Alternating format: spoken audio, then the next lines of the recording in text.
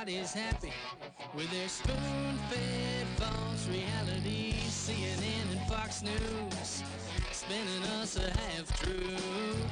One-sided tweets and blurbs, two wings on the same bird.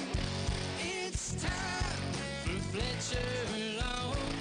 Every story has two sides, a little right, a little wrong. Let freedom ring through your radio. Come on, let's start the show. One thing I know for certain, the truth is in the long version. Spent 18 years in the courtroom, knows the system's broken. Warrior for justice, truth unfiltered. Some people call him the bow tie killer. It's time for Fletcher Long. Every story has two sides, a little right, a little wrong. Let freedom ring through your radio. Come on, let's start the show. One thing I know for certain, the truth is in the long version. The truth is in the long version.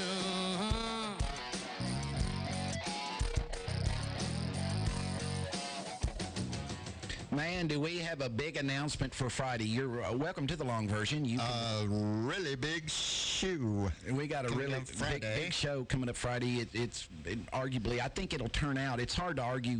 It's like I told Michael Sweet one time that he was the biggest guest I'd ever had on the long version. He said, I don't know. I've seen a list of your guests. I'm not sure I can claim that. But we've got a huge guest on Friday if you are a fan of Hollywood, if you're a fan of acting. And I say a huge guest because she is just blowing up right now. Sure. I mean, I had to go on and book her, John Michaels, before she got too big to do the show. She is poised. Oh, she all right, now she's just been cast in a show that's in development right now entitled Emergency L.A. Emergency L.A. Revolves around the fictional emergency services based out of Station 77 in the Los Angeles County and City Fire Department. It stars Guy Adams and Kurt Angle, among others, including Florian Anderson. But she will play, Amy Kinder has been cast in the role of Suzanne Naylor. And this will be a huge show, and we're excited about it. I think it's going to be an original Netflix show, which are big now. She's she's also been cast in a feature film that's going to be a woman's Western. So that ought to be good. Her career is blowing up, and I'm going to go ahead and get her on so I can claim. I've got to jump now so I can claim Before we have to have her people call our people, yes, and no, we don't get all these parties involved. And yes, what are y'all going to be talking about today? Much like the fact that I jumped on Michael Sweet's arriving on the Billboard top list as the top heavy metal album in the country. War on Two Fronts, isn't that the name of it? Or something like that. Well, anyway, just like I jumped all over that and acted like that was 100% because of the long version, I need to pounce now if I'm going to take credit for Amy Kinder's success, because I'm all about that. We all know that I will take credit for stuff that really has nothing to do with it. Did you invent the internet? Yes. Oh, okay. Before Al Gore Yes, did. Al Gore good. actually got the idea. Al and I were drinking cocktails. Oh, okay. I said, you know what would be cool, Al, is if we lived our entire lives out in the open and like our brains just turned into synaptic diaries. And he said, gosh, Long, that's a good idea. I'm kidding. I didn't invent the internet. I don't think Al Gore did. I don't think either one of us invented the internet. No, I said that in jest. Yeah, you're getting the long version, and you can become a warrior for justice by going to longversionw4j.com and join up. Then do what? Hit join us. Join us. Yeah, that's all? That's it. You do that, and you pay $100 on PayPal. Yeah, per year. Per year, or you can donate at any level you like. Yes. We're indiscriminate. We will take any. No amount, large or small, is too little or too much. No. Henry Rollins has written a piece that I'm going to offer for your consideration. And the title of it, I'm not advocating it, I'm not lambasting it, but this appeared in L.A. Weekly. It's entitled White America. Incidentally, Henry Rollins is white. Yes. White America couldn't handle what black America deals with daily, or every day, is that the actual thing. And I'm offering this to you for your consideration because it offers a perspective that I've never before considered. But I'm going to read this, and we'll see what you think, John Michaels, or what the listeners think. In light of the recent police shootings in Texas and the deaths of Alton Sterling in Louisiana and Philando Castile in Minnesota, both killed by members of law enforcement, just the latest 3 of the many examples of obscene, needless deaths in America, one could conclude that all hell has broken loose and things are falling apart. I do not agree.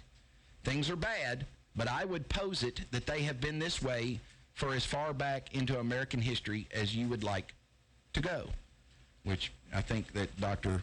Cross has said that. What has changed is the amount of information available to the average citizen, thanks to cell phones, people employing social networking to spread news quickly. What goes on minute to minute has crossed the line into overload. Now that you can watch people die on Facebook, your evaluation of the facts and the sheer amount of information you want to deal with is up to you. But you can no longer say you don't know what is going on.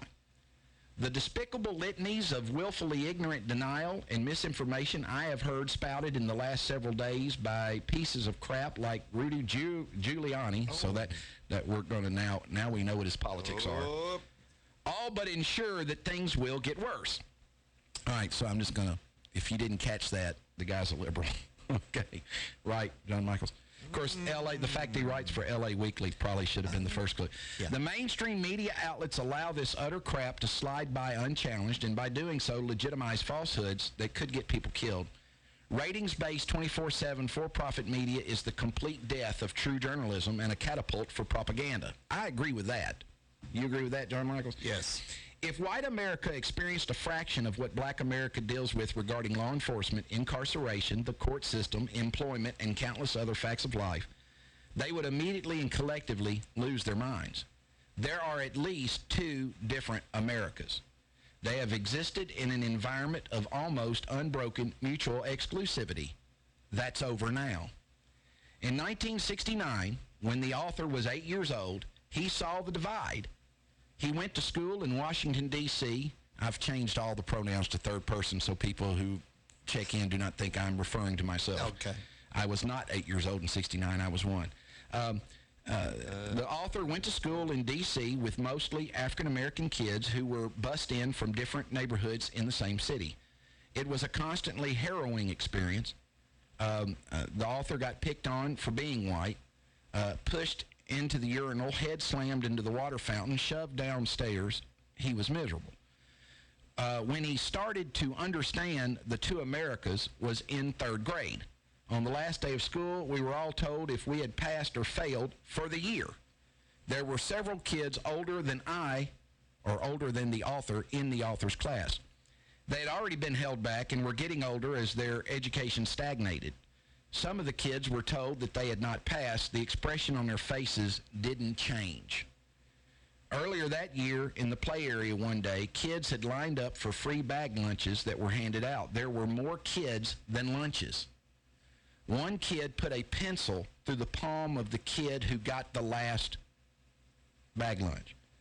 We all stood there and watched as he screamed.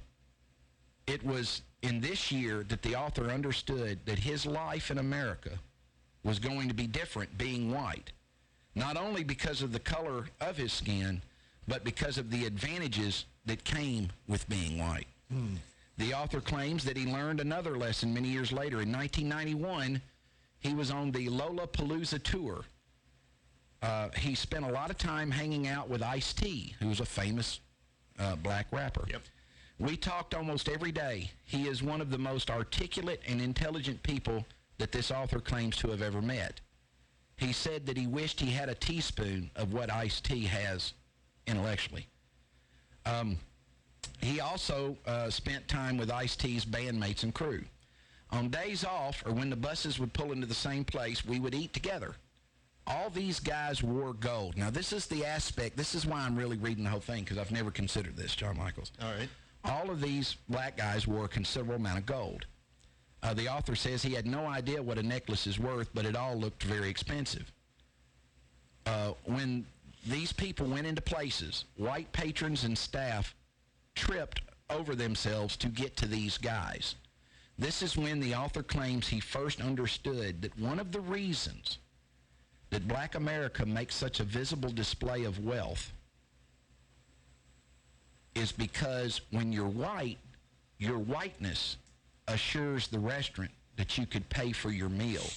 But if you're iced tea, if you're black, you have to demonstrate your ability to pay by wearing a show of wealth. Have you ever? No, I've never thought of that. ever thought of that, and I've never heard it. And I'm not advocating it, saying that this is the reason. Yeah. But It could make sense. that is something I've never thought. You know, if you're a black guy, these outward manifestations of wealth, this outward necessity is nothing more than maybe just trying to assure you'll get waited on by making an outward manifestation that you will in fact pay. I have money to pay for this meal. The author goes on to say that he is an educated Caucasian heterosexual male. Does this ensure that he will have success and live the American dream? Obviously, no. But according to his words, it damn sure drops me on second base with a great opportunity to steal third. According to the author who writes for LA Weekly. The author says, I live solidly in one of the Americas, but have been aware of the other for decades. For the last week, I have heard politicians use a phrase that nauseates me whenever I hear anyone say it. The need to come together. To that I say, you first. Since an upgrade will not occur on a national level via presidential pen stroke or Supreme Court decision, you have to take it upon yourself to be an infinitely fantastic person every single day. There will be times when it will be hard to be so awesome, but you'll handle it. This century will be about incredible individuals, bold acts of kindness, and a genuine desire to at least try to see things from someone else's perspective. These are two of the mandatory requirements for betterment moving forward. The author says, do not wait for your government. It's a broken machine that can only deliver damaged goods. Ooh. Prejudice coats the mechanics of the United States of America. Attempts to clean the parts are attacked as big government, special interest meddling. It's by no means a Gordian knot, but a total system retool is required. It would be incredibly expensive and time-consuming, and the growing pains would be enormous. His projection, not going to happen. Equality, tolerance, and decency are not inherently American or human traits. Now Christianity teaches this. Today's Theological Moment is brought to you by Meeks and Meeks Attorneys. Equality, tolerance, and decency, if they were American or human traits, we wouldn't have needed a Christ. We wouldn't have needed that. Is today's Theological Moment. Equality, tolerance, and decency are values one may choose to adopt or not. So be amazing and adopt them. Now, I've taken some editorial liberty with Mr. Rollins' piece, but Mr. Rollins is a weekly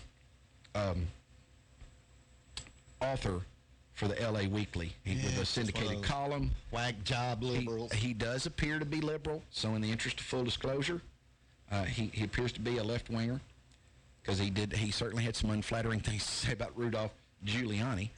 Yes. Himself descended from immigrants. I don't know that Italian Americans have had it that much better. They've had it better. Yeah.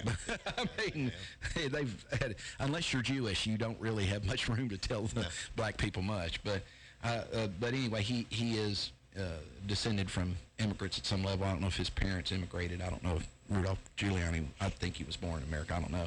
But apparently this Henry Rollins guy does have a broadcast on KCRW. Yeah. Have you ever heard of this guy? Yeah. Oh, yeah.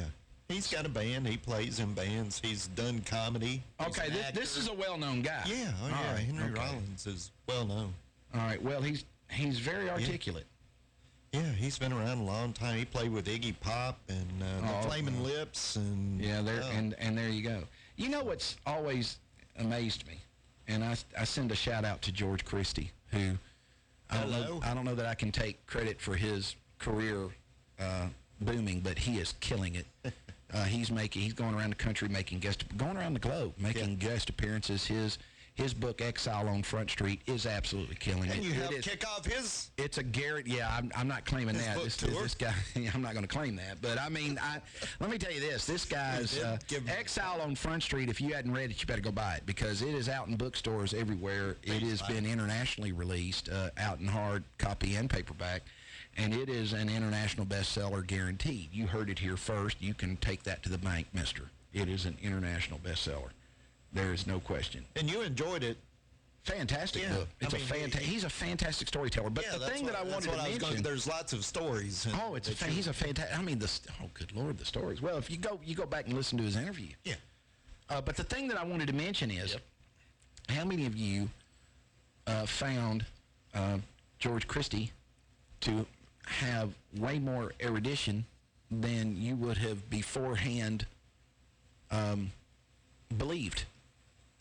Because you have to think about it. When you're president of the Ventura Charter, which is the most prestigious one, or one of the most prestigious ones in the Hells Angels International Biker Organization, when you're an international spokesperson for the Brotherhood of Hells Angels, you don't really get to do those type things by being dumb. No. Even though you may not agree with the outlaw organization, it's an organization that requires leadership, coordination, marketing, all the same things you would employ if it was Coca-Cola. Yeah.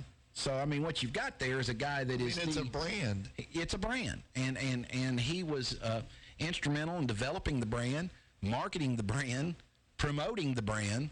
And so anyway, these are not dumb people. That's what I'm trying to get across. And these people who act, and were in bands like with Iggy Pop and the like, they're not dumb people. And let me just say this too. There are two Americas. There are. I saw it in the justice system every day. Unfortunately, I'm not going to tell you which America to which I happen to belong, but there are two Americas. There are. There are. And he is right that being a well-educated Caucasian male may not have guaranteed him a home run, but it put him on second with a head start towards stealing third. Yeah. And so. Well, Ice-T is a very well-known actor. Yeah, Ice-T's. Ice-T. I mean, he's played on Law and Order as he's very famous. SVU for how many years? But I've often wondered about the outward show of prosperity, in which it appears that the black community revels. I've heard it criticized by white people and mocked, but I've never stopped to think or even consider that is it because of the fact of the necessity to make an outward manifestation of wealth in order to gain appropriate service by showing an ability to pay for the service. Is it I don't know the answer to that. I'm not answering that question. I'm just positing it. I'm not saying that this article's dead on. It was written by someone who you can tell from his writing is smart. And I'd never considered that. That's the long version. Back after these messages. WJZM Radio, Clarksville, Tennessee. A lot of real estate is bought and sold in Clarksville, and all of it has to be inspected, and it has to be done right. It's your largest investment of your life. Do you want to leave its inspection to someone who isn't the best? Of course not. 931-980-5759 gets you the best inspection services. Call Bud Wink at 931-980-5759 to get the home you are buying or selling inspected by the best inspection services. That's 931-980-5759. The best inspection services, changing the quality of home inspections one house at a time. Keller Williams affiliate broker Jackie Harker knows a family's most valuable asset, whether buying or selling, is the home. Jackie Harker with Keller Williams Realty in Clarksville, Tennessee would tell you her most important investment is in you. Whether buying or selling a mansion or a starter, the smart money is placed with Harker. Keller Williams' Jackie Harker will work tirelessly to make sure your buying or selling experience will be pleasant and your expectations will be exceeded. Call Keller Williams' Jackie Harker at 931-801-3946 today for all your home buying or selling needs. That's 931-801-3946. And remember, whether buying or selling a mansion or a starter, the smart money is placed with Harker. 931-801-3946. Jackie Harker. Call her today. When Clarksville wants to hear what's going on, we have a wonderful military intelligence organization. We do not need in this country is 435 members of the House saying this is my plan, or 100 members of the Senate saying this is my plan. We need the President of the United States to turn to his command team and say, give me your best advice. You are on the ground.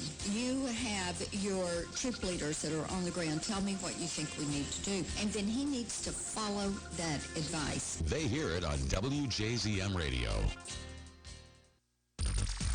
Many people simply believe they will never get in trouble with the law or need a lawyer, whether it's the sobering event beginning with blue lights in the rear view and ending with an arrest for DUI, being charged with a crime, or some unfortunate episode has occurred. The law office of Lynn Morton realizes you may not have planned on needing an attorney. Going to court without a professional qualified lawyer will result in disastrous consequences or an outcome in your case that causes havoc in your life for years. You need representation by a lawyer who not only has specialized knowledge, but who truly understands the anxiety, confusion, and devastation faced by someone facing criminal accusations or dealing with an array of other legal problems. Having an experienced, committed advocate like Lynn Morton on your side can make all the difference in your case. With support and guidance, you will have the ability to face your legal situation with confidence that can only come from knowing your case is in capable, dependable hands. Lynn Morton is dedicated to safeguarding her clients' rights and providing them with the attention and consideration their case and future deserve. For these most bitter moments, Lynn Morton can step forward to lend a helping hand and guide you through every aspect. Call Lynn Morton in your most trying time of need, 931-906-0000.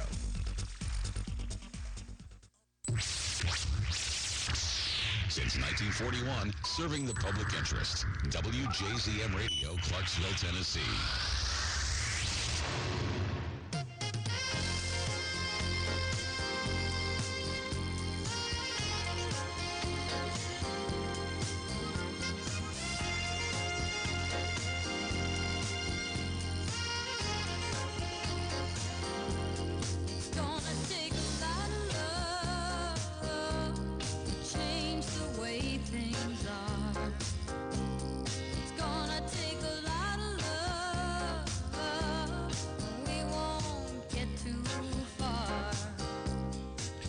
You are getting the long version. You can become a warrior for justice by going to longversion4j.com and hit the join us button, or you can donate at any level you like, or you can send a check or money order to the long version.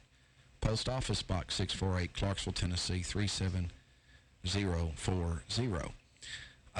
Well, tonight is a presidential debate. Is there a debate tonight? It is a debate tonight. I am excited to watch this. And I think it's going to be pretty interesting. You know, you think this will be as big as all the networks say it will? Over 100 million people will be watching tonight. I do. And do you think this could swing the election either way? I don't know if it'll swing the election. People are going to watch because I predicted this. Yeah, people like train wrecks. I hate to sound like Rush Limbaugh. Oh. But I'm going to. I said months ago, John Michaels, that Hillary better not discount Mr. Trump, that he will go to levels that she heretofore has never even contemplated. Yes, by putting Jennifer Flowers. That's what I was getting to. That's the way he stole my smoke. Well, John Michaels, the smartest guy on radio. Anyway, what I was trying to say before you stole it from me is that go ahead, sir. Sorry. Well, the Clinton campaign started putting it out that they were going to have Mark Cuban there. You know, it's the, mine's bigger than yours. You know, I got a bigger billionaire than you. Let's have a face-off. And so they said they were going to have Mark Cuban there. And so Donald Trump countered with, well, I'll just bring the woman that your husband had a 12-year running lascivious sexual affair. I'll bring her. And so Jennifer Flowers has accepted. She will be there. Oh, well, that's going to be awkward. Let me ask you this question. Awkward. Let me ask this question, John Michaels. Now, you've been around a long time. Yes, I have. I mean, that's been well established on this show. Did you in your life ever think that the presidential debate would come down to bringing in the president's spouse's lover and putting them up on the front row in order to shake up the president's spouse? Oh, no. Did you ever think that something like that? This sounds like a debate for student council president, doesn't it? Or Saturday Night Live. Or I'm not sure that student council president would be as basilar as this is. But anyway, it's, I tried to tell, Miss Clinton cannot, or Secretary Clinton cannot say that she was not forewarned by the long version, because she most certainly was.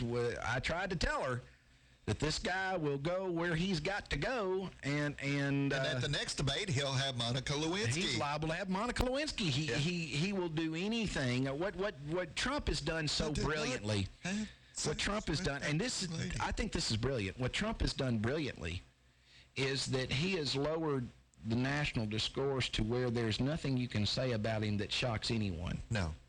And that's a brilliant campaign strategy. Yeah. I mean, he came right out in the beginning and said a bunch of stuff that now we're just kind of dead to it. Now, Anonymous... he has not spent the money that Hillary has. She has spent hundreds of millions of dollars. He hadn't had to. He's a genius at manipulating press coverage. He's a marketing genius.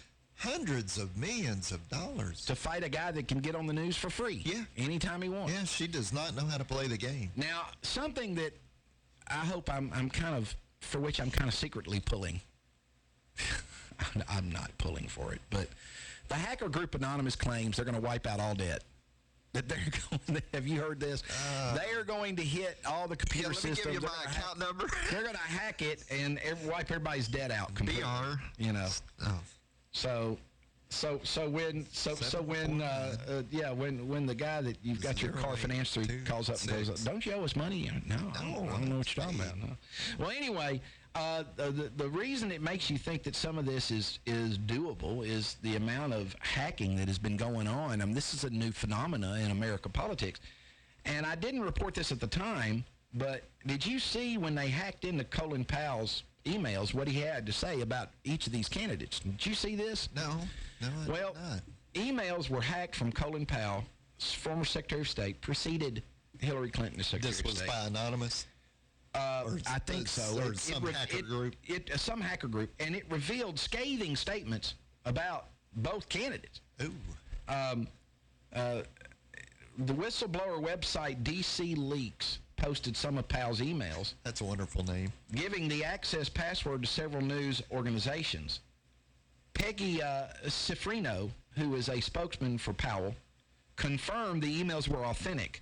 She says, "We have confirmed that the general has been hacked and that these are his emails. We have no other comment." Now, here are some of the emails. Ooh. He called Trump a national disgrace and an international pariah who, quote-unquote, has no sense of shame. He wrote to an aide that the whole birther movement was racist, noting that Trump led the cause for Barack Obama to publish his birth certificate and prove his citizenship. Now, I want to point out that that's a little inaccurate because the questions about Obama's citizenship originated with the Clinton campaign in 2008. Yeah. So I'm afraid the Democrats they're going to have to own that. I mean, they're trying to put that off on the other side, but it's not Trump that started the birther question. It was Clinton in 2008 who started the birther issue. Hillary Clinton. Hillary. Powell's denunciations of Trump had made headlines. His disdain for Clinton, for some reason, attracted far less attention. Multiple emails revealed Powell's frustration with Clinton over her claims that he had actually instructed her on the use of private emails. During a 2009 dinner with several former secretaries of state is when she claimed that he gave her the instruction. He says, and emails out in August of 16, She didn't need any advice or okay from me. She was already doing it. I warned her staff 3 times over the past 2 years not to try to connect it to me, which she ignored that warning. Yes, she did. Powell writes that Clinton could have killed this 2 years ago by merely telling everyone honestly what she had done and not tie Powell to it. Powell says, I told her staff 3 times not to try that gambit.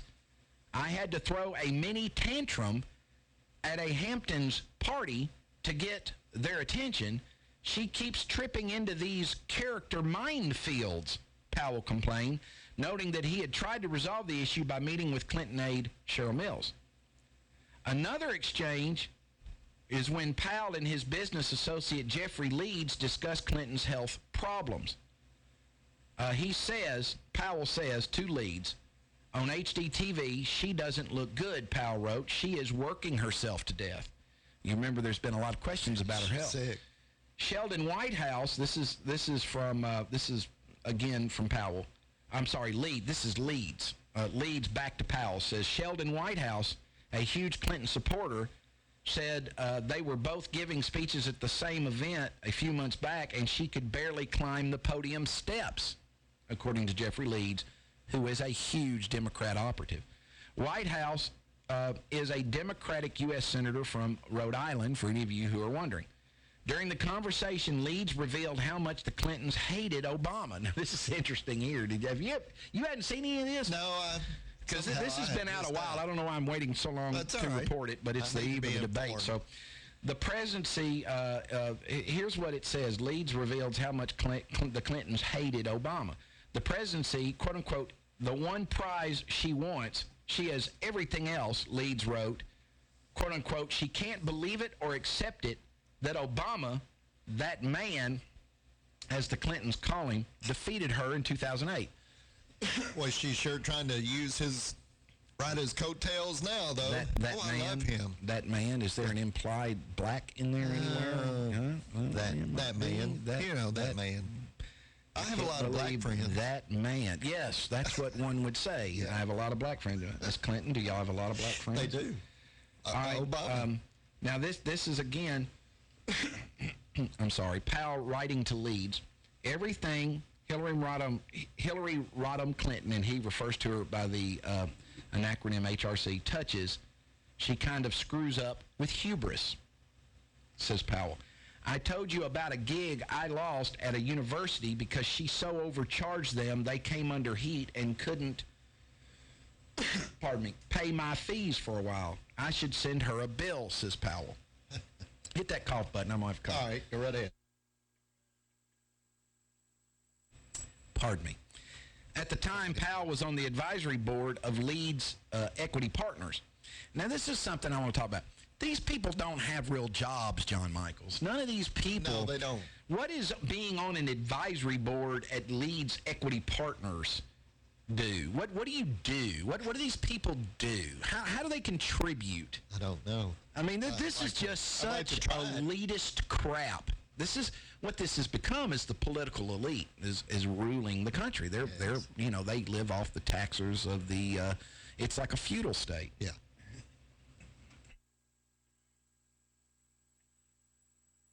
So anyway, Powell was on the advisory board, whatever the hell that is, of Leeds Equity Partners, an investment firm that has owned the for-profit giant EDMC, the parent of the Art Institutes, Argosy University, Brown Mackie College, and South University, in partnership with Providence Equity Partners and Goldman Sachs. Perhaps the least flattering description of Clinton comes from a June 2014 email to Leeds. This is what Powell says. I would rather not have to vote for her, although she is a friend I respect. A 70-year-old person with a long track record, unbridled ambition, greedy, not transformational, Powell wrote, ending with a crass comment about Bill Clinton's sexual dalliances. Now, I know you've heard this because he makes a comment with a husband still screwing. He doesn't call it screwing. He uses a more bachelor commentary than screwing. He doesn't say effing, but where they husbands still blanking bimbos at home, he says.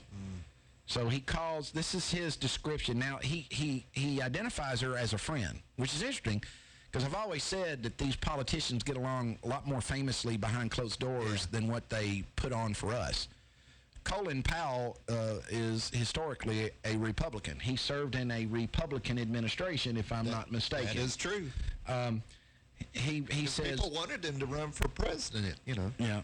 Run. Colin Powell says, and again, his people have acknowledged that these are authentic. Writing to Jeffrey Leeds, a man that he works for in some high-paid salary for doing absolutely nothing. Can we get a job? I would, are they hiring felons?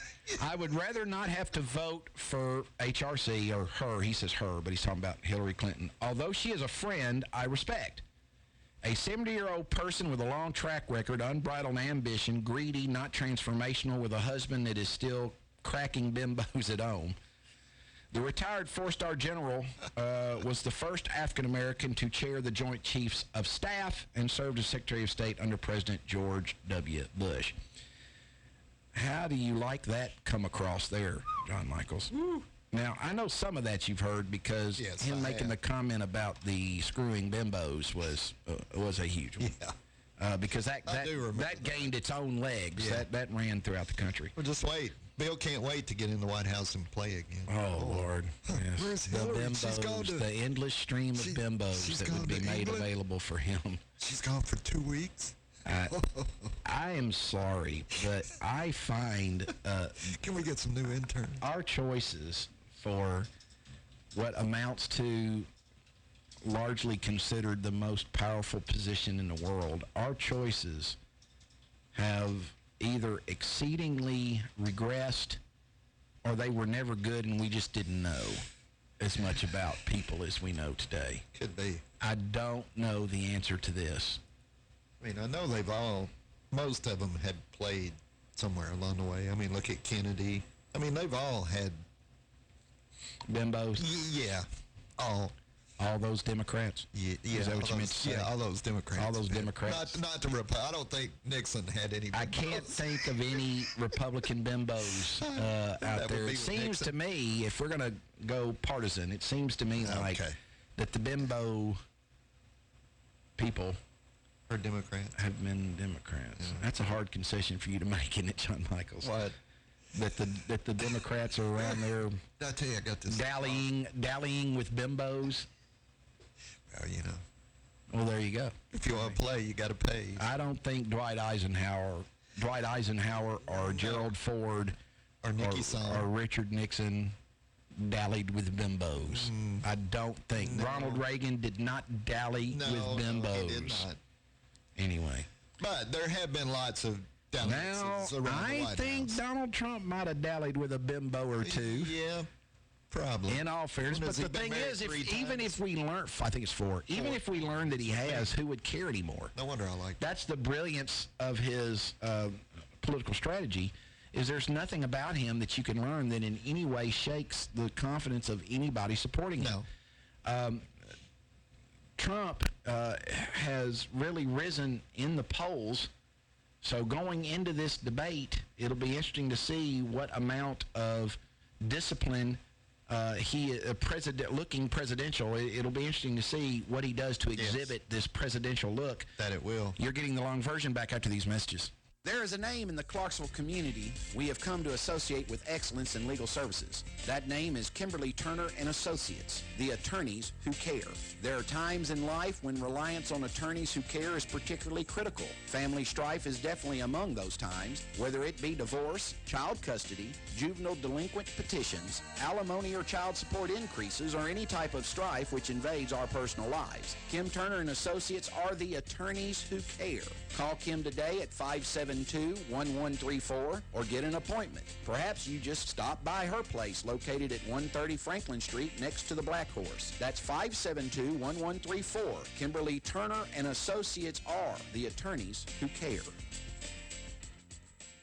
WJZM Radio and WJZM.com is where Clarksville hears the news. If it's going on in Clarksville, it's on WJZM Radio and at WJZM.com. Since 1941, WJZM Radio has been Clarksville's broadcast leader for local news, sports, and current events. Depend on WJZM and WJZM.com to hear what's going on in Clarksville. If it's news, you'll hear it on WJZM Radio and WJZM.com. Clarksville's information station is WJZM Radio and WJZM.com. A home is one of the biggest investments you can make. One of the best ways to start your house hunting is to contact a home loan pro you can trust. The 2015 Reader's Choice favorite banker, Matt McWhirter of F&M Mortgage. Call Matt McWhirter at 931-906-0006 or stop by the F&M office in Sango. Equal housing lender, member FDIC.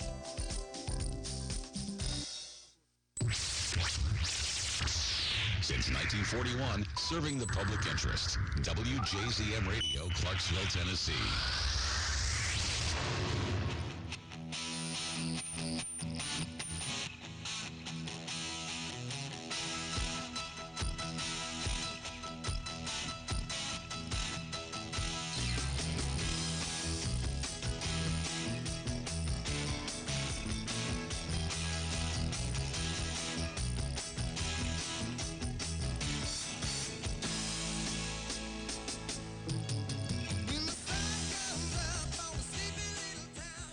You're going to want to join us Friday. We're going to have Amy Kinder, who has a lovely British accent because she's British. As you know, you've heard her. She has sent us voice messages from across the pond. Yes, and you won't be able to see her. You won't be able to see her. For those of you that are streaming to see her, we've got to use Ustream in order to plug her into the board by Skype. I will be able to see her. You will be able to hear her. Hey, we're going to share the screen now. Ho. We're sharing. Oh, will they see her too? No. You and I? Yes. I'm sorry. Don't leave me out now. I'm not just going to turn it all the way over to you. I thought you were making a black sheep moment here. No. Well, anyway, we're both going to see her. That's right. And she is lovely. She is I hesitate to say that she's good looking because she's 17 years old. So yes, she's lovely. She is very nice. She is a champion in jiu-jitsu, I want to say. Oh, you can have the screen. And yes, you're not going to want to get handsy. If you took her off, you don't want to get handsy with Amy Kinder, I can assure you. No. And but she is starring in the Netflix original series Emergency LA, starting in 2017. She's headed stateside, also been cast in a female western that is a feature film. She is being talked about by all the right people in the biz. And Netflix is a good place to be because they're on the up and up. They're making a run at HBO as far as having original series. Netflix original series are bigger than being on primetime television. Oh, yeah. I think. They're making a run at HBO, I believe. Yeah, so, I mean, that's a big deal. She is a big deal, and we're going to have her on. Tonight is the debate, and Donald Trump has long bragged that he can act presidential when he wants. And over the last month, according to Yahoo Politics, with a few exceptions, he has set aside his stream of consciousness way of politicking in favor of a more controlled message. Trump's newfound discipline faces its first significant test tonight as he joins rival Hillary Rodham Clinton, HRC, on the debate stage in what could be a make-or-break moment in his bid for the presidency. The reality star turned Republican presidential nominee has enjoyed a rise in the polls in recent weeks. He's campaigned almost exclusively with the aid of a teleprompter loaded with carefully vetted remarks. Yet on the debate stage, it'll be up to Trump alone to prove he can stay on message long enough to make a good impression on voters who polls suggest are skeptical of his temperament and ability to lead the country. Trump being Trump, the GOP nominee has approached the first of 3 scheduled debates against Clinton in a wholly unconventional manner. Unlike other candidates, including his Democratic rival, who have locked themselves away for days to prepare for the political standoff that defines the trajectory of the final weeks of the election, Trump has downplayed his own approach. He wants to rely more on his gut instincts on the debate stage. Let me translate, John Michaels. Trump tonight will be winging it. Yeah, that's just about what I was He will say. be winging it. Trump winging is the guy that walks into the test in high school and says, I didn't study and I don't care. I am going to wing it. He says, and everybody ever knew who was a winger would say this, I believe you can prep too much. It can be dangerous. You can sound scripted or phony, like you're trying to be someone you're not. According to 2 Republican sources familiar with his debate preparations, Trump rejected overtures from longtime GOP hands who have worked with nominees in the past on debate performance. I don't need no stinking experts. Insisting his successful debates in the primary proved he didn't need the help. Trump is focused on a more casual, freewheeling lead up to the debates. His practice sessions, primarily involving his inner circle of advisors, began only a few weeks ago. This is going to be completely off the Chizarts, isn't it? A stand-in for Donald Trump is seen in a television camera monitor as preparations continue for the debate at Hofstra. Clinton reportedly began preparing months ago and has spent several days off the trail last week ahead of Monday's face-off. Trump has devoted little time by comparison. Trump, on the road 6 days a week, has spent most of the last few Sundays off the campaign trail at his golf course in Bedminster, New Jersey, where he has talked policy and strategy with a mix of close aides and confidants and made damn few bogeys. Well, that's not in there. Oh. I think he's a pretty fair golfer. Trump and Clinton are among those in the loop. Among those in the loop for the two have been top aides. Kellyanne Conway, Steve Bannon, David Bossie, and Stephen Miller, as well as Trump's son-in-law, Jared Kushner, have been advising him. Former New York City Mayor Rudy Giuliani, New York Governor Chris Christie, and former House Speaker Newt Gingrich have also weighed in and helped him prepare, as have media personalities, former Fox News chief Roger Ailes, conservative commentator Laura Ingraham, according to sources close to the campaign. That is that's veritable all-star cast of preparation there. Yeah. His preparations have been informal. They were held over lunch and with a television on nearby, allowing the candidate to constantly monitor the news while his staff repeatedly tried to sway him. Trump refused to participate in mock debates against a stand-in for Clinton, though in recent days the candidate did relent and began practicing answers to possible questions. At the same time, he has not been paging through large binders of policy to prepare for questions, which could come his way. Instead, he has preferred to talk over policy issues with Miller and other advisors, focusing intently on foreign policy given Clinton's experience as Secretary of State. But some Republicans privately fretted over whether that was enough, especially with Trump's less than stellar command of policy details on the trail so far. What he's doing, in my estimation, and I used to do it when I was in law school, is he's preparing Socratically. Trump's one of these guys that the more he talks through it, and this is what I'm seeing, and I may be attributing this to him because I'm one of these guys, but the more he talks through it and internalizes it, the more it becomes part of him, and it'll come out in a smooth presentation. Yeah. I used to do the same thing for trials.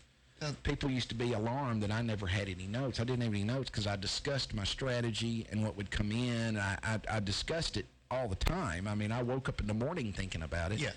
And by the time I got to trial, I looked like this grand extemporaneous speaker that I not necessarily was. I prepared. Yeah. But I didn't prepare in a way that would have made an aide of mine look very comfortable with my preparation. In fact, that is exactly some of the problem I had with Brandon Vandenberg was his dogged insistence that I was not preparing when in fact I was. You were. I mean, if you go watch that trial, I challenge you to tell me where I was ill prepared. Yeah. I mean, I was prepared. But he didn't believe I was because I didn't prepare the way that he would prepare. So I would tell the Trump supporters tonight, let the old boy prepare how he prepares. Let him do it his way. This might be how his mind works. Yeah, but that's what Hillary, I believe, may be over-prepared. And she'll probably have these answers down pat. She'll regurgitate an answer to a question, and everybody will go, look, you know. And she'll just be too over-prepared. I am which I told think you can do. that, yeah, absolutely you can do. That's called paradigm paralysis. Yeah. You can prepare to the point to where you actually cannot do anything with the inputted information. It just paralyzes you. Well, now, Hillary, what do you think about it? I don't know. I'm just over-prepared. Where's Aleppo? Yeah. One of these people that writes your It's question. one of the Marx brothers. Now, people have urged Trump, who they find to have been before verbose and unfocused, to deliver shorter answers packed with sound bites to fit into the time limit. So we'll see if he does that. A candidate who has bragged about his instinct to be a counterpuncher, Trump is, if he is attacked, which that's Trump. He's the candidate who's bragged about being a counterpuncher. Trump became known for his withering one-liners in debates against his primary rivals and seemed unlikely to rein it in. But with an eye on swing voters already wary of Trump's temperament, aides have been trying to coach the nominee to exhibit self-control and to maintain a level of coolness in response to Clinton's expected attacks. I'm going to tell you, what do you expect her to go after Trump tonight? I'm not sure. Because you got to remember, her husband's primary and initial bimbo It's going to be in the front row. that he penised is going to be right there in the front row. Maybe he'll sit down with her. Do you remember that scene? Do you remember the scene? Yeah, is Bill going to sit with her? Do you remember the scene Jennifer. in The Godfather where Michael Corleone is appearing in front of a congressional committee convened to investigate organized crime, and the guy that they've turned against him to testify before the committee that he had committed murders on the orders of Michael Corleone and all that is sitting in there ready to testify when the Corleone family brings in his brother Oh, yeah, I do remember that. from Italy that had flown from Italy to Frankie D'Angelo is what I think the character's name was. That But sounds anyway, close. that's going to be very similar, I think, to what you see tonight. Yeah. You know, good Lord, is that Jennifer Flowers sitting up there in the front row? I mean, that's something I'm going to tell you. It's going to be interesting. Hillary's going to have to be pretty mentally tough Yeah. to not succumb to that Because tactic. there's a lot of mind games going on right now. I mean, they are just playing mind You know, games. I'm like saying crazy. all this, and I mean, apparently she's bringing now, Mark Cuban. You know, apparently now, Jennifer Flowers was reported to Yahoo that she's not going to attend the debate. Well, Lewinsky will. Is what she's saying now. The one-time mistress of former President Bill Clinton. All right. I'm sorry. Let me read this All right, because go it right says ahead. she won't attend, but the first sentence seems that she will. Jennifer Flowers, the one-time mistress of former President Bill Clinton, has accepted Trump's invite to attend the first debate, but a source from the Republican nominee's campaign says it's unlikely she'll actually attend. Fox News reported Sunday that a Trump insider said the businessman wouldn't actually invite any special guests that highlight the Clinton family's personal lives. In response to news that rival Mark Cuban would be at the New York-based debate, Trump tweeted Saturday, if dopey Mark Cuban of failed benefactor fame wants to sit in the front row, perhaps I will put Jennifer Flowers right alongside of him. Now, Flowers, a model and actress, claimed in '92 that she had a 12-year consensual sexual relationship with former president during his tenure as Arkansas governor. Although he denied the affair at first, the president eventually admitted that he and Flowers had one sexual encounter in 1977. Translation, we had 400 sexual... The now 66-year-old responded to Trump's invite Saturday, writing on Twitter, "Hi, Donald, you know I'm in your corner and will definitely be at the debate." So she says she's going to be there. Hillary Clinton plans on using the debate to discuss the issues that make a difference in people's lives, said Jennifer Palmieri, Clinton's communications director, in a statement to People. It's not surprising that Trump has chosen a different path. That's the, we're going to talk about the issues. He's going to talk about Bill's infidelities. Anyway, I don't know if the Clintons threatened her with death. You know, we're going to Arkansas you if you show up at this debate. I don't know. Is Jennifer Flowers' car blown up or anything? I don't know. But anyway, that She might it could be disappear. just something that that Trump did to kind of jerk their chain a little bit. But the funny thing about Mark Cuban is, Mark Cuban, from a business perspective, is more successful than Donald Trump. Yeah. I mean, if we're judged by the merit of whom has made the more money, then Mark Cuban is smarter and better able to lead the country than Donald Trump because he's richer, right? Hey, I mean, if that's the criteria, he's richer, ergo he's smarter. So Trump can't knock his business acumen because he's or acumen, because he appears to have more acumen than Donald. I mean, he's made more money, ergo more acumen is the litmus test that he established himself. Yeah, he's been successful. So, and he's been outspoken about a lot of things. So what Trump's going to do now on Twitter is dog him out because his reality show, The Benefactor, didn't do well. Now it's called Gather Ye Rosebuds While Ye May. He's going to, I can't pick on his business acumen because he's been successful. Show did better than your show. But, I may not be richer than you, but my show had higher ratings. So it's one of those things where, there are people with whom you get in an argument and you just can't win. Many times that's called your wife, right? Yes. Well, not yours specifically, or not one of the many myriad. True. Well, that's a cheap shot, isn't it? Why did I even do that? It's the debate, man. It's forcing me to. That's all right. Do things I wouldn't ordinarily do. I feel like you're going to call me a felon here in a minute. No, I'm not. Well, that's not. I am a felon. I am a felon. So if I were to appear on a debate stage, that would be fair game, I believe. Yes, it would. But anyway, apparently, the big debate around the country is kneeling, the protest of kneeling for the Kaepernick. Yeah, the kneeling for the national anthem. Well, now a U.S. Navy sailor is now being investigated for refusing to stand for the national anthem. Intelligence Specialist Second Class Jane Irvin, who is a reservist stationed at Pearl Harbor, posted on Facebook she is black.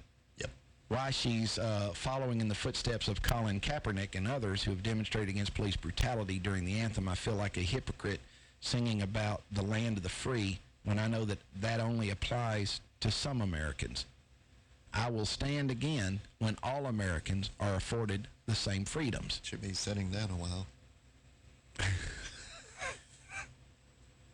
That sounds to me like she's criticizing the government, which will not be tolerated. And that's why she's under investigation. I'm asking everybody to be careful here, because when we start squashing people who wish to dissent, when we start limiting people's speech, when we start sanctioning people for criticizing the government, every time we do it, we become less and less free. So I want to caution everybody against that, because this is the very type of peaceful demonstration and stand that a free citizenry is never supposed to be prohibited from engaging. No. It should be their right. It's their right. And this woman is a reservist in the United States Navy, and if she wants to make that commentary, she has the right. That is specifically protected. I don't know how much plainer you can be. She has the right to do it. She has the right to do it. I really am concerned about these manifestations of unbridled patriotism and the requirement. Just like you had the right to say what you want to, against the government. In theory. Yeah, in theory, but theory. They could shut us down tomorrow. They could put in a rule in the FC. There will be no comment against the government. Democracy's fabric was woven with dissent. Yes. It is a key part of the material from which the flag has been woven. And in a free society, it's dangerous to prohibit dissent and criticism. That's the long version. Back after these messages. WJZM Radio, Clarksville, Tennessee. Many people simply believe they will never get in trouble with the law or need a lawyer, whether it's the sobering event beginning with blue lights in the rear view and ending with an arrest for DUI, being charged with a crime, or some unfortunate episode has occurred. The law office of Lynn Morton realizes you may not have planned on needing an attorney. Going to court without a professional qualified lawyer will result in disastrous consequences or an outcome in your case that causes havoc in your life for years. You need representation by a lawyer who not only has specialized knowledge, but who truly understands the anxiety, confusion, and devastation faced by someone facing criminal accusations or dealing with an array of other legal problems. Having an experienced, committed advocate like Lynn Morton on your side can make all the difference in your case. With support and guidance, you will have the ability to face your legal situation with confidence that can only come from knowing your case is in capable, dependable hands. Lynn Morton is dedicated to safeguarding her clients' rights and providing them with the attention and consideration their case and future deserve. For these most bitter moments, Lynn Morton can step forward to lend a helping hand and guide you through every aspect. Call Lynn Morton in your most trying time of need, 931-906-0000. WJZM Radio is Clarksville's only news talk radio station. And for the best coverage of local news and current events, you can depend on WJZM Radio. Listen to WJZM Radio and live online at WJZM.com. WJZM Radio. A lot of real estate is bought and sold in Clarksville, and all of it has to be inspected, and it has to be done right. It's your largest investment of your life. Do you want to leave its inspection to someone who isn't the best? Of course not. 931-980-5759 gets you the best inspection services. Call Bud Wink at 931-980-5759 to get the home you are buying or selling inspected by the best inspection services. That's 931-980-5759. The best inspection services, changing the quality of home inspections one house at a time. Keller Williams affiliate broker Jackie Harker knows a family's most valuable asset, whether buying or selling, is the home. Jackie Harker with Keller Williams Realty in Clarksville, Tennessee would tell you her most important investment is in you. Whether buying or selling a mansion or a starter, the smart money is placed with Harker. Keller Williams' Jackie Harker will work tirelessly to make sure your buying or selling experience will be pleasant and your expectations will be exceeded. Call Keller Williams' Jackie Harker at 931-801-3946 today for all your home buying or selling needs. That's 931-801-3946. And remember, whether buying or selling a mansion or a starter, the smart money is placed with Harker. 931-801-3946. Jackie Harker. Call her today.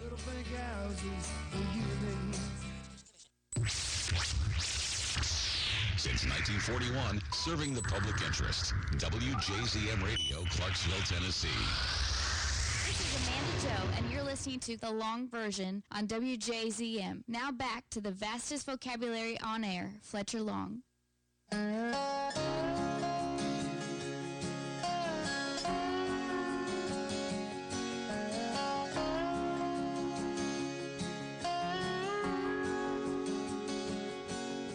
I don't know how long Mama had it, but hidden somewhere in the attic, a shoebox full of old photographs.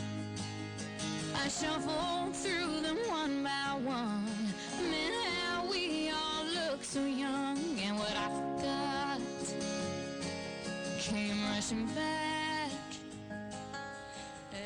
This is the long version. I want to read you something. This is what I say to all the people that are upset that certain Americans want to make demonstrations of contempt for the fact that our government may be only the land of the free for some.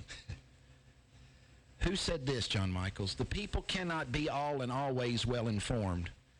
The part which is wrong will be discontented in proportion to the importance of the facts they misconceive. If they remain quiet under such misconceptions, it is lethargy, the forerunner of death to public liberty. What country before ever existed a century and a half without a rebellion, and what country can preserve its liberties if their rulers are not warned from time to time that their people preserve the spirit of resistance. Let them take arms. The remedy is to set them right as to facts, pardon and pacify them, meaning pacify the people. Yes.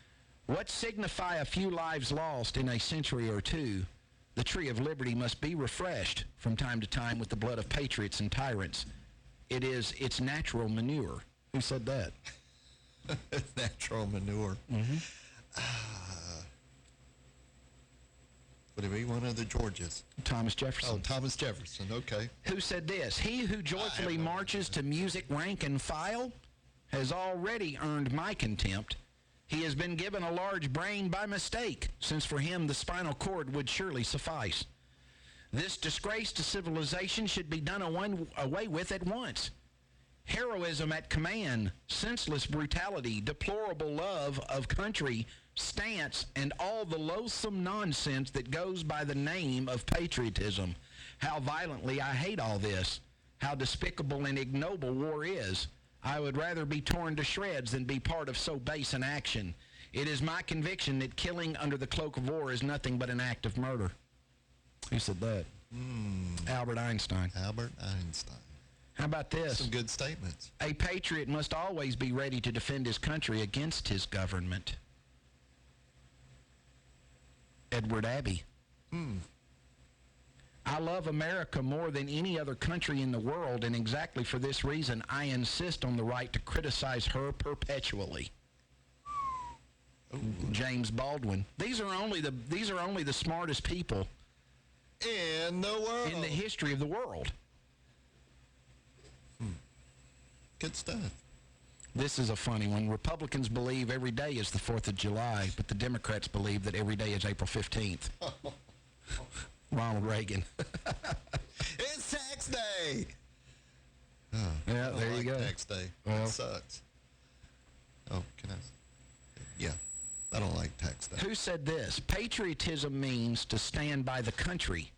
It does not mean to stand by the president or any other public official, save exactly to the degree in which he himself stands by the country. It is patriotic to support him insofar as he efficiently serves the country.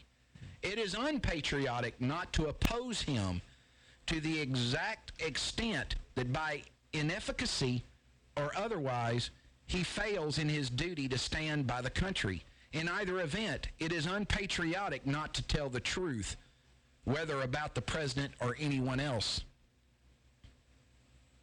Theodore Roosevelt. Theodore.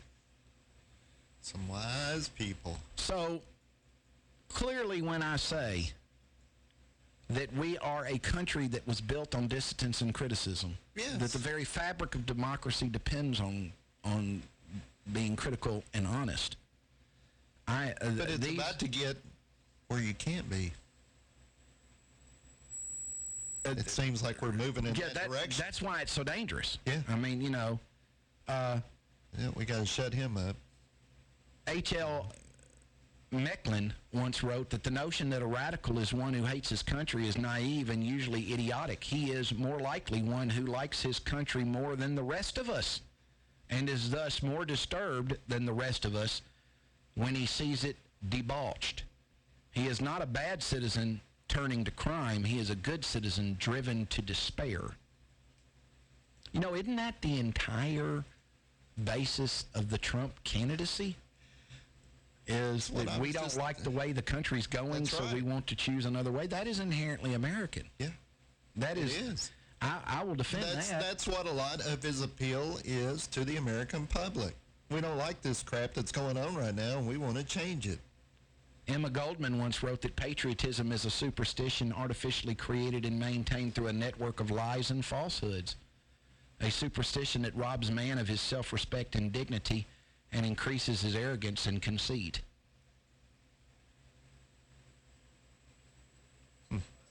Good stuff. Well, Samuel Johnson, one of our founding fathers, yes, said patriotism is the last refuge of a scoundrel.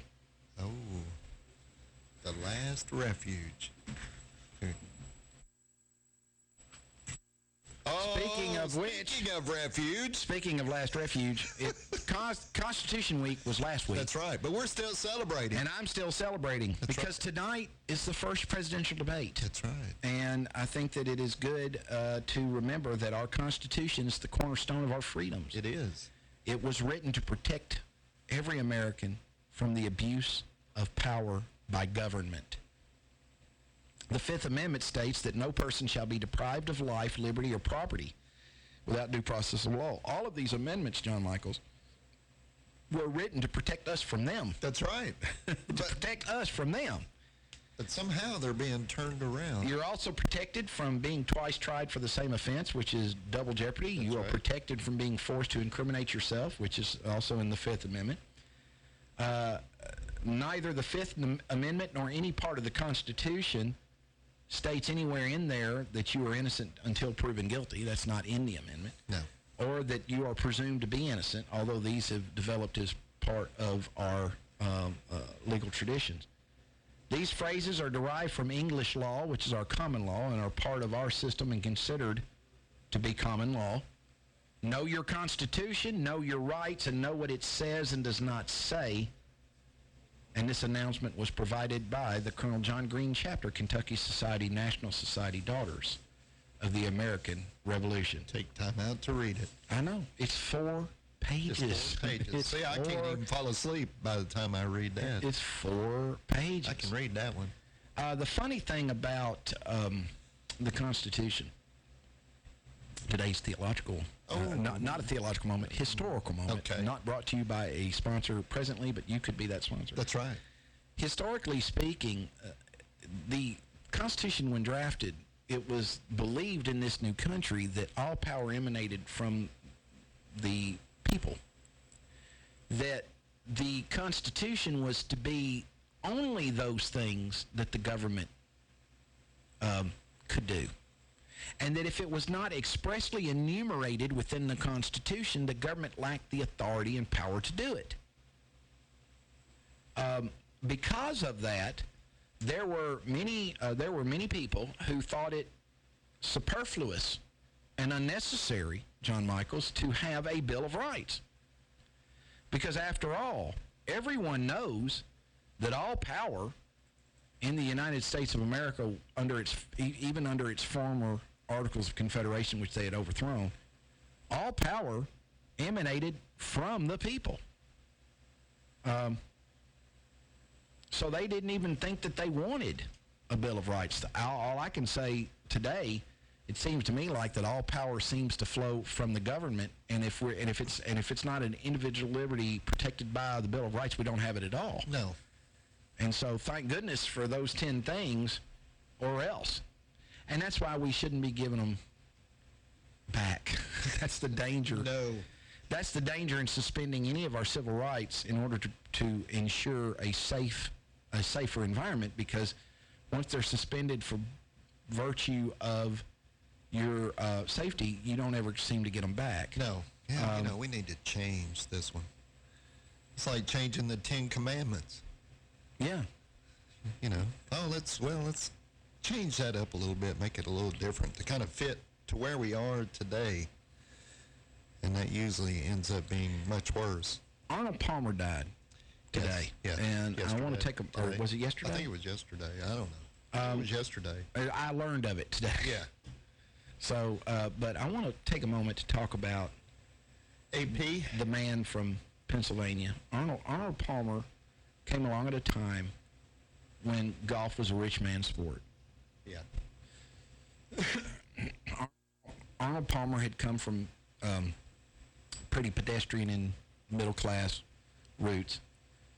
His dad was like a greenskeeper or something at a country club in Latrobe, Pennsylvania.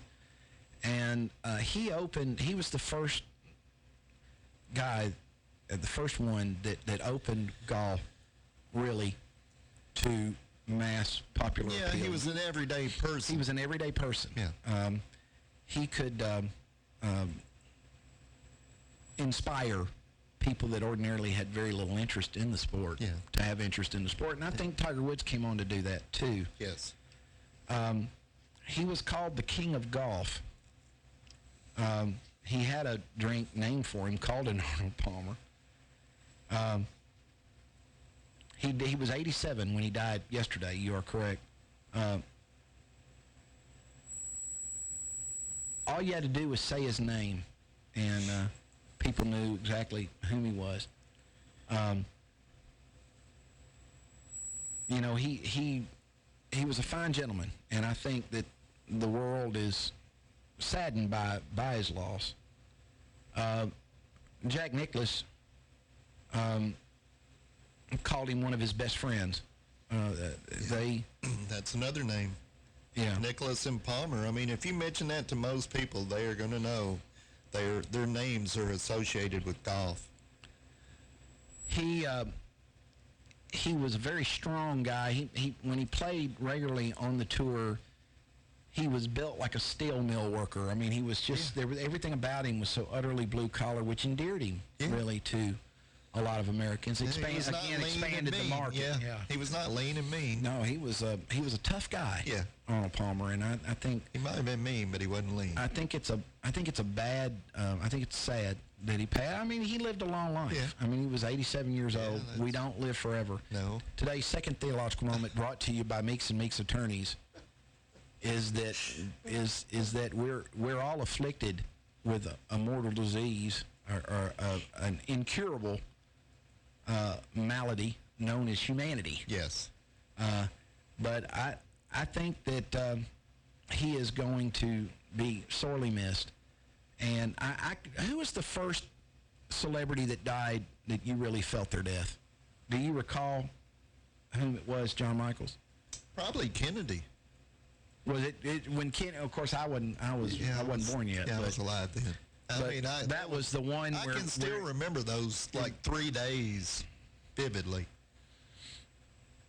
And it's just one of those things where it felt like you had lost a personal friend. Yeah. Mine is an odd one. I really felt it when Ted Knight died. That is the first celebrity that I recall. He had been in Caddyshack, played Judge Spaulding. He was brilliant in that role. He had a primetime television show. I can't even remember the title of it, the name of it. But he was on Mary Tyler Moore. He was on Mary Tyler Moore. Hi, this is Ted Knight. I really felt for the first time that a friend had died when Ted Knight died. I have no idea why I felt so close to him. Ted Knight died freaking in the 70s. I mean, I was like 11, 10 or 11. Was in the 80s? I was young. In the 80s. I was young. I don't know exactly when he died. But I really felt it. And that's kind of how I feel today. Now, I've had many more celebrities die for whom I was very fond, of whom I was very fond, and to whom I felt some kin, or a kindred spirit, if nothing else. But Ted Knight was the first one, and that's something that'd be interesting to talk about around the dinner table. The first celebrity that ever passed that you felt their death. I think my father has told me that his was Buddy Holly, that he was a huge Buddy Holly fan, and that he felt like he had lost a friend when Buddy Holly died. Of course, when Buddy Holly died, a lot of famous people died in that plane.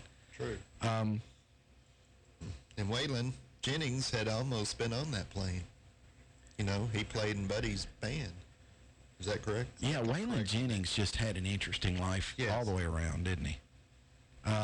Let's see. Ted Knight died in 1986. Well, 86. Okay, so I would have been in high school. Yeah.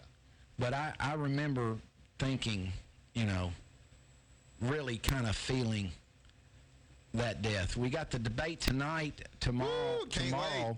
We're going to have a lot to discuss. I wonder if Cliff's head will explode at any time tonight. Well, the funny thing about debates, John Michaels, is that everybody's spokesperson across the board will be claiming victory. Yes, we won. That's the long version. Back after these messages.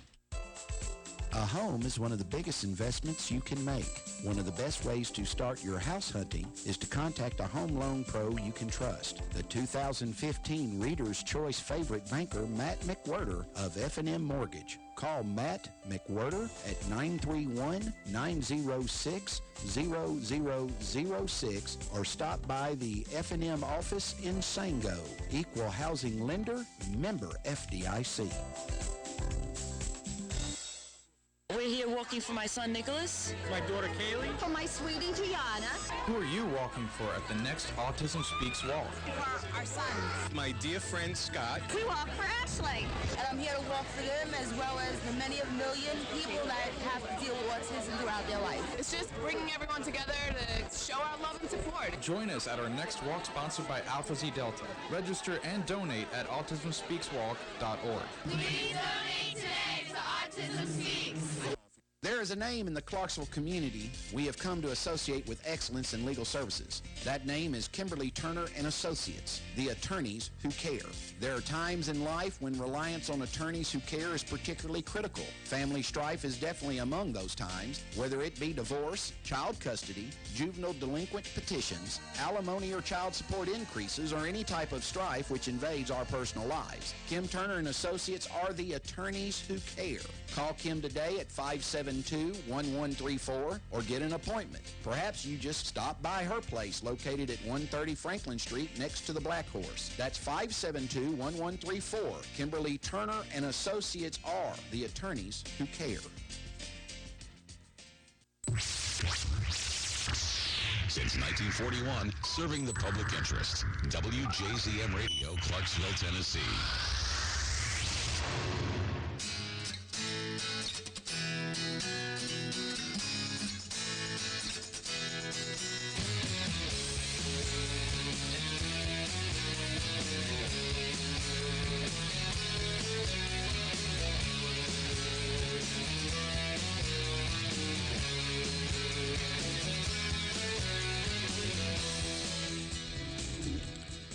You're getting the long version. I don't know that any, particularly since this show originates from Tennessee, I don't know if there'd be any way to not mention the fact that the Tennessee Vols finally broke or snapped the hex that has been the Florida series, and they broke it in a rather convincing way.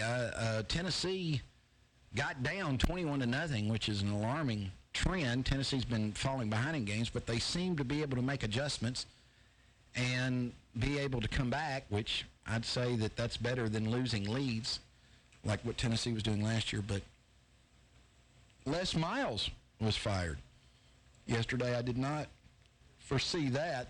I can tell you that I was of the opinion that Les Miles' coaching career was taking a Fulmer-esque sojourn, if you will. I felt like that he was still winning and he was still recruiting at a high level, but the play of the team was looking less and less well scripted. And so anyway, LSU decided to part ways with Les Miles after the Auburn game, a game that it appeared that they had won and that Les Miles had once again pulled off this miraculous and appearing poorly scripted finish. He's not the king of clock management, never was. But it was ruled on the field that they did not get the ball snapped before the play clock had expired, and so the play was no good. And you could make an argument that the coach who lost that game was going to get fired, either Gus Malzahn or Les Miles. Malzahn lives to fight another day. Les Miles is gone. It'll be interesting to see where Les Miles goes from there. We've got the debate tonight. That absolutely is going to be fun to watch because we don't know what to expect other than we can probably expect something fairly unexpected. It does not look like that Jennifer Flowers will be in attendance, though she had tweeted that she would accept Donald's invitation to attend. Mark Cuban, it appears, will be in attendance at the invitation of the Clinton camp. So Clinton's claiming that she's concerned about the double standard ahead of the first debate. I don't know what she is referencing there as to what double standard she's. John Michaels, what is the perceived double standard that Clinton is always complaining about with Donald Trump? What, that he has a double standard? Well, that there's some double standard that she's denied something because of her being a female. What is it? What is her complaint? What is the double standard? I think she's afforded about every consideration. I think so. I don't see how her being a female has in any way deprived her of anything. No. That I can tell. It may have afforded her more. Yeah, I think is that a bad comment? I mean, may have afforded. Sex evolution come after me now. I don't know. I don't see the gender slight in anything you just said. But I mean, just because of her position, I believe she has been afforded more, not less. I don't see how it's hurt her. No. Maybe I'm not seeing anything. What do you think about Les Miles getting fired at LSU? That's pretty interesting. You know, you can have a long version of anything, including sports, but... Well, you know how it is. If they don't rule... If you don't win... If they don't rule... I mean, he had won the game with the exception of the fact they ruled that the snap was not... it wasn't snapped before the time expired. Yeah. Les Miles was a guy that through his career, John Michaels, had benefited from any number of favorable scenarios. I mean, you've got that game where Kentucky had him beat one year. Lots of coaches have. Kentucky had him beat one year, and he throws a deep ball like the last play of the game, and the Kentucky D-back, instead of knocking it down, tips it up in the air, and it falls into the hands of his receiver who's behind the defense and runs in for a touchdown to win that game. He loses the game to Derek Dooley at Baton Rouge on the last play of the game. He's stopped and loses that game, and it is then flagged for Tennessee having too many men on the field. And he goes in on the next play and wins that game. There are many times that LSU under Les Miles seemed to me, from outside looking in, I'm not an LSU fan, but he seemed to me to be one of the luckiest dudes I ever saw in a football game. Yeah. He very often exhibited poor clock management and somehow ended up winning, notwithstanding the poor clock management. He won no matter what. And this time, it bit him, it would seem. Yeah. Time for him to go. Time for him. That's what I believe was determined. You know, it happens to all of us. Last week was Constitution Week, and the United States Constitution is the oldest one still in active use in the world, and is the basic document of our republic, meant to protect individual liberties of all citizens through written law. Did you know you cannot be denied the right to vote because of race or gender? The Constitution never clearly ensures us the right to vote, but the 26th Amendment requires that 18-year-olds must be able to vote. However, states can allow persons younger than 18 to vote if they choose. The qualifications for voters are left to the states as long as they do not conflict with anything in the Constitution. In some states, felons who are in prison or on probation are denied the right to vote. Study the amendments in the Constitution, and this announcement was provided by the Colonel John Green Chapter, National Society, Kentucky Society, National Society, Daughters of the American Revolution. And we thank you. And we thank you for those and hope you'll give them to us next year. What do you think about people that are religious leaders and just obscenely wealthy? Is there not something just unchristian appearing about that? Just a little. Does that not strike anybody? See one of those things like televangelists, you know, how rich they are and they have jets and a mansion and 50 cars, and that just makes me Creflo Dollar. Oh, yeah, Creflo Dollar. Or Creflo is worth $25 million. He's one of them. He has a lavish lifestyle. He spends a tremendous amount of money and has a private jet to travel around. But come to my service and I will save you. from your sins. Chris Sorry. Okatai. He's a Nigerian televangelist. Have you ever heard of this guy? No. He's probably big in Nigeria. Big. Well, he's Send me your rice and beans. Oh, the guy's got a Land Rover limousine. Yeah, it's pretty good sized. Yeah. He's making $1 or $2 over there. You know, that's one reason that I haven't been prone to be a big fan. No, I'm not. I mean, look at the swagger. Bill Moyer. All right, he began his career as a politician and worked with Lyndon Johnson. He was the associate director of the Peace Corps before going to work for Johnson. After his life in politics, he began giving sermons and now lives in a lavish New Jersey mansion. You ever heard of Bill Moyer? Just a little. Yeah. Every once in a while. There's Eddie Long started his career as a salesman. You might be kin to him. I wish. And turned to religion during his education. He eventually led him to becoming a small-town pastor. He was able to grow the church to the point of earning himself a fortune of over $5 million. He ended up with a great big house. He ended up finding himself right in the middle of an underage male sex scandal, but he still lives in the lavish mansion. Of course. A lot of them have had scandals. The underage male sex scandal. Well, you know. I was trying to save him. Ernie Fletcher. I don't know why my names are turning up all over these people. You know who Ernie Fletcher is? Negative. Negative? All right, let me see if I can get the... Negative, Ghost Rider. I do not know.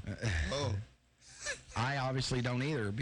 All right, Ernie Fletcher is a Baptist minister who turned his life to politics. He became governor of Kentucky, like so many reprobates before and after. He's found himself in trouble due to corruption and an unethical hiring process. He stepped down after admitting to wrongdoing, but still sits as the CEO of a medical company with a net worth of over $3 million. And now he saves people. Yeah, Ernie Fletcher. I remember Governor Fletcher. I'm a Kentuckian. Now you can see why. I tell you, if you want to see some corruption, all you got to do is go to Kentucky. Now, this guy is probably one of the wealthier religious leaders there are. I can't really find much bad to say about him, but Billy Graham, I believe him to be a pretty honorable guy, really. What do you think about his son? Not a fan. Franklin. No, not a fan. Not a fan? No, not a fan of the son. I like Dad better. Yeah. Billy Graham was the spiritual advisor to several different U.S. presidents. He's also preached with Martin Luther King Jr. He's nearly a century old and is worth over $25 million. And has a beautiful place. I've got a picture of his home here. His home's fairly modest for a guy worth $25 million, which I think that speaks well of Billy Graham. Yeah. Don't you? Yeah, it does. I mean, he's... I'd say Franklin probably will live a little bit more lavishly. Yeah. Once he starts Ed Young, getting the money flowing in. Ed Young was a college football player in his youth and made the shift in his lifestyle by following in his father's footsteps and becoming a preacher. He began preaching in gyms, and it's led him all the way to giving sermons on TV. He's now earned over $10 million and is also a New York Times best-selling author. Well, we're in the wrong business once again. Edir Mosiedo? Looks pretty close. He is currently, this is his bedroom. He is currently the single richest pastor on the planet. He's from Brazil. Smokes. He's worth over $10 billion. It's a mere Coke. He has used his fortune to expand his wealth even more by purchasing several television networks. His reason for his wealth is that he must maintain it in order to maintain his following. Boy, that is a lavish setup there, isn't it? Boy, that is a king's bedroom. That is a king. Yeah, that is a king, not a servant. Yes, that's a king. I think today's theological moment, wasn't Jesus a servant? Wasn't he? Thought he said something about that. I believe so. Could've sworn. But he could be. Another guy of whom I've never heard, Jack Van Imp. Yeah, he has a he's one of the TV series called Jack Van Imp Presents. Yeah. That's internationally syndicated. Yeah. His industry's worth $12 million. Yeah. Very large and impressive. I'm not a fan of. He's an old school guy. Very impressive spread there. Yeah, just a little. You know, just worth what, 12 million? I'm waiting on your boy Joel Osteen. Oh Lord, Janice Crouch. Oh yeah, the PTL Club. One of the original founders of Trinity Broadcasting. God, has she not had a lot of work done? I mean, she's about 100. This woman has had all kinds of plastic surgery done. Yeah. So is that how we do it? We go in and cheat God by making ourselves how we want to appear? Yeah. That is godlike, I take it. Right. Here's Joel Osteen. Here he is. I knew he'd get He lives there. in a modest little two-room house. That is ridiculous. Have y'all ever seen the Osteen place? That is just ridiculous. He's got his own channel now on Sirius. All Joel, all the time. Joel Osteen has an internationally syndicated television series. He's worth $40 million. I think I might be kin to Joel Osteen. Lucky you. Uncle, can you help us out? Let me see. Let's look and see. What does the Bible say? $40 million. That's sickening. Let's go look. Let's look at How do they put that as return? You know, the return seems to be more to them than it does to give. Let's take in more. Well, I'm rich because you give to me. I don't see that's where my question marks come into stuff like that. You just caused more doubt in my mind. Well, you know, there is something in the Bible, a theological moment, there is something in the Bible about using the talents with which you're imbued. And, of course, you know, there's the story. To become filthy rich? There's the story in the New Testament where servants, bring me some food. Jesus tells a wealthy person to sell everything he's got and give it to the poor and follow him. And the guy said, man, Jesus, I got a lot of stuff, man. You know, and he doesn't do it. Do you think any of these guys would give up their stuff? I don't know. You know, there's such a divide, if we're being honest.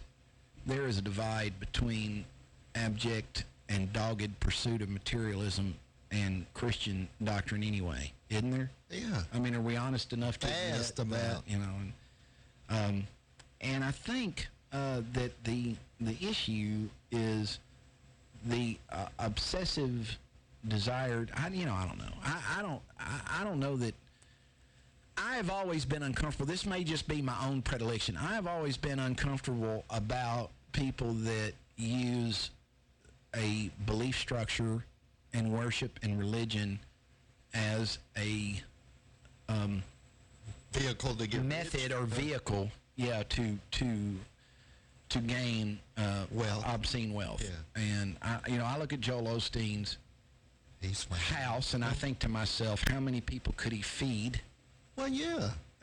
Throughout the world with that money. I mean, this is the field. Does he really need to live that way? I think this is the Catholic. You could live comfortably. Yes, yeah, but this is the Catholic coming out in me, because the Catholic priest takes a vow of poverty among the vows that he takes at his ordination. Still. And maybe it's because I'm so I am so conditioned against using, but. And I said this when we had Randy Fincham on, I think, that I was somewhat uncomfortable with Christian music because of the fact that it appears to be using people's reverence and fervor for God in order to profit off of them or encourage them to back or support you, or and I'm somewhat uncomfortable in it. I never get on here and ask people to support me because I'm a Christian, even though I am, although I'm probably not above it.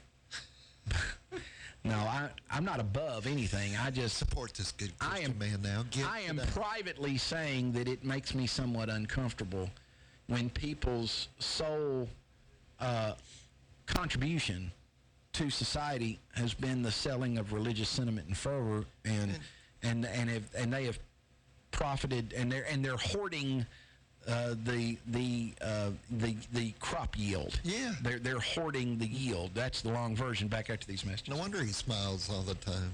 WJZM Radio, Clarksville, Tennessee. Many people simply believe they will never get in trouble with the law or need a lawyer, whether it's the sobering event beginning with blue lights in the rear view and ending with an arrest for DUI, being charged with a crime, or some unfortunate episode has occurred. The law office of Lynn Morton realizes you may not have planned on needing an attorney. Going to court without a professional qualified lawyer will result in disastrous consequences or an outcome in your case that causes havoc in your life for years. You need representation by a lawyer who not only has specialized knowledge, but who truly understands the anxiety, confusion, and devastation faced by someone facing criminal accusations or dealing with an array of other legal problems. Having an experienced, committed advocate like Lynn Morton on your side can make all the difference in your case. With support and guidance, you will have the ability to face your legal situation with confidence that can only come from knowing your case is in capable, dependable hands. Lynn Morton is dedicated to safeguarding her clients' rights and providing them with the attention and consideration their case and future deserve. For these most bitter moments, Lynn Morton can step forward to lend a helping hand and guide you through every aspect. Call Lynn Morton in your most trying time of need. 931-906-0000. A lot of real estate is bought and sold in Clarksville, and all of it has to be inspected, and it has to be done right. It's your largest investment of your life. Do you want to leave its inspection to someone who isn't the best? Of course not. 931-980-5759 gets you the best inspection services. Call Bud Wink at 931-980-5759 to get the home you are buying or selling inspected by the best inspection services. That's 931-980-5759. The best inspection services, changing the quality of home inspections one house at a time. If you want to know what's going on in Clarksville, listen to WJZM Radio and worldwide at WJZM.com. WJZM is Clarksville's most dependable radio station for local news and current events. Keller Williams affiliate broker Jackie Harker knows a family's most valuable asset, whether buying or selling, is the home. Jackie Harker with Keller Williams Realty in Clarksville, Tennessee would tell you her most important investment is in you. Whether buying or selling a mansion or a starter, the smart money is placed with Harker. Keller Williams' Jackie Harker will work tirelessly to make sure your buying or selling experience will be pleasant and your expectations will be exceeded. Call Keller Williams' Jackie Harker at 931-801-3946 today for all your home buying or selling needs. That's 931-801-3946. And remember, whether buying or selling a mansion or a starter, the smart money is placed with Harker. 931-801-3946. Jackie Harker. Call her today.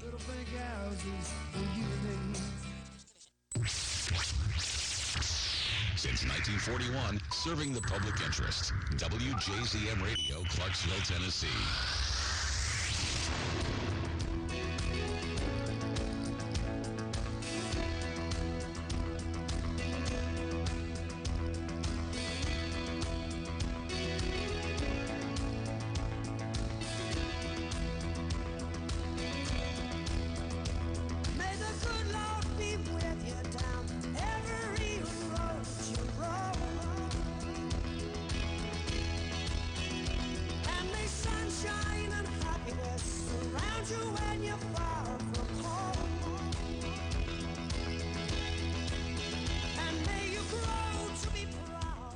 You're getting the long version. You know, I don't have to tell people that I'm a Roman Catholic. I've been pretty clear on that. And I don't have to tell people what the Roman Catholic Church's stance is on abortion, because I think everybody knows what that is. And I'm not trying... I'm not trying to really put many of my belief structures or beliefs on anyone else. You're not trying to impose. I'm not trying to impose them on anybody else, but I think Andy Richter's talk at the Planned Parenthood function at the fundraiser was one of the worst ever. I mean, this dude. All right, let me. Was he trying to be funny? No, he wasn't. Andy Richter appeared at a Planned Parenthood fundraiser. This is the actor who hosted. Yeah. He actually was the host of the Sexy Beast fundraiser. I don't know why they would pick that for the Planned Parenthood fundraiser. Sexy Beast fundraiser. And Andy Richter for the Los Angeles branch of Planned Parenthood. He credits his girlfriend's abortion in 1992 with allowing them to live the lives they wanted. Now this right here is the weakest argument ever for abortion, because it wasn't convenient for us. We wanted to live the life we wanted. Well, then, don't do it my way. Copulate. Anyway, these lives included eventually marrying each other. Put a sleeve on it. And children, quote unquote, when they decided they wanted to be parents. What those lives don't include is the realization that they will be forever missing a child. Richter and his future wife, Sarah Thayer, lacked steady employment and were focused on building careers when they found out she was pregnant. Richter explained, luckily for us, Planned Parenthood existed. My girlfriend knew that she was not ready for motherhood, and I knew that I was in no way prepared to be a father. So I drove from Chicago in my battered old Toyota pickup to be with her when she went to Planned Parenthood to terminate her pregnancy. Her choice was to get an abortion. It was a choice that she made with assuredness. She knew that she was doing the right thing for everyone involved, except for one. Except for one. But I can't say it was easy. She was sad, and I was sad, and it was sad. But to this day, I know that she will tell you that she made the right decision. Yeah.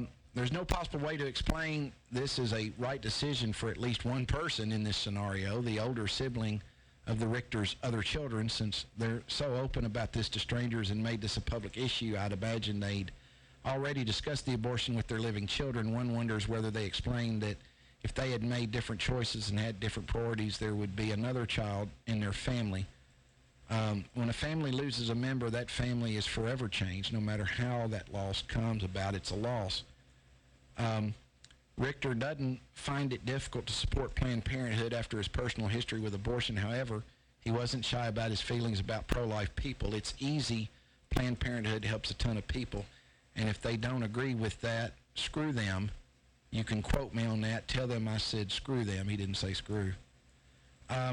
People who are at peace and confident in their decisions, according to this writer, don't need to attack others. And that's very true. What she's saying is that he goes on the attack because he himself, as Shakespeare's The Bard of Avon would write, methinks the lady doth protest too much. Yes. I mean, he goes on the attack because he's insecure about what he did, about his decision he made. True.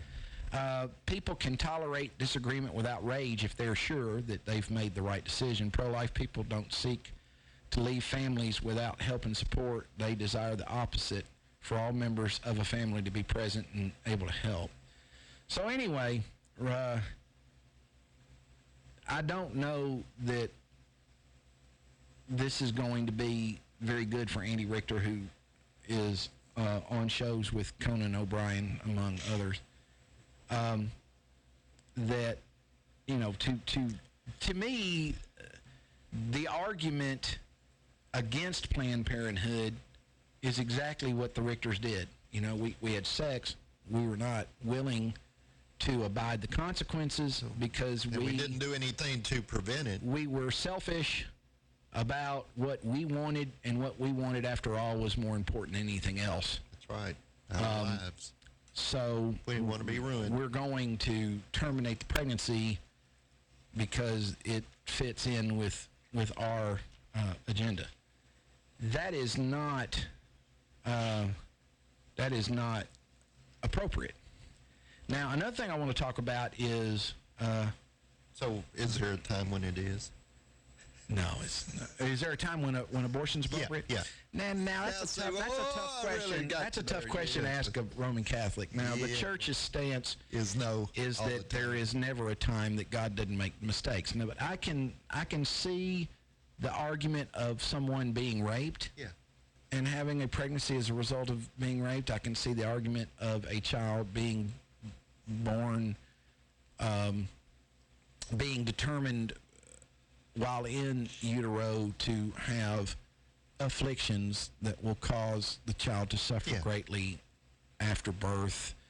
I can see some arguments. I could see if the mother's life is in danger, and the only way to save the mother's life is to terminate the pregnancy. I can see those things as being possible.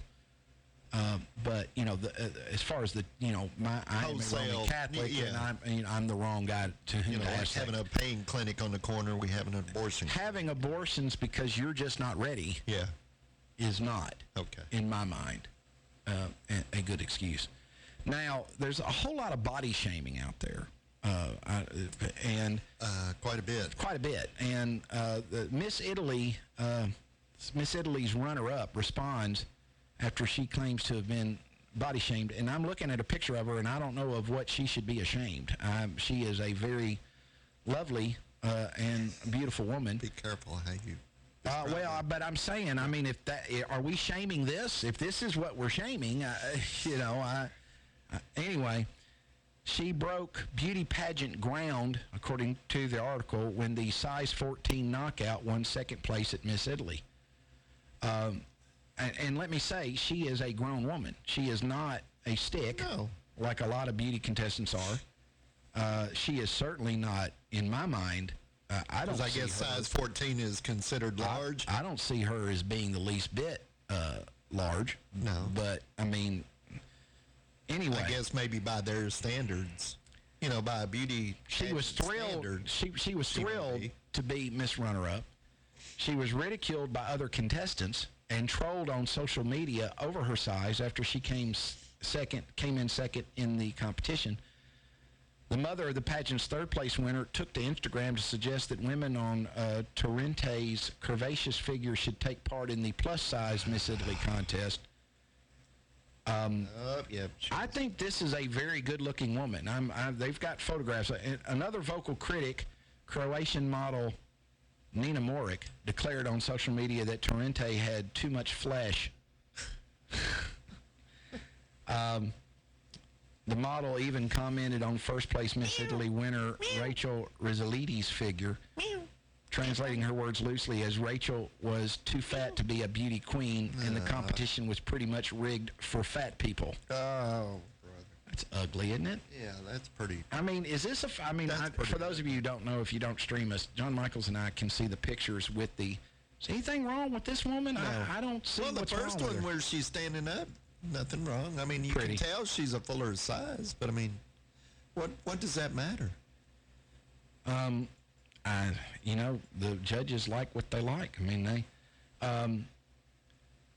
and here's the swim. I mean, like I said, she is a grown woman. I mean, she's not a little girl. She has hips and a buttocks, you would expect a woman to have. Body shaming controversy erupted right after the big victory.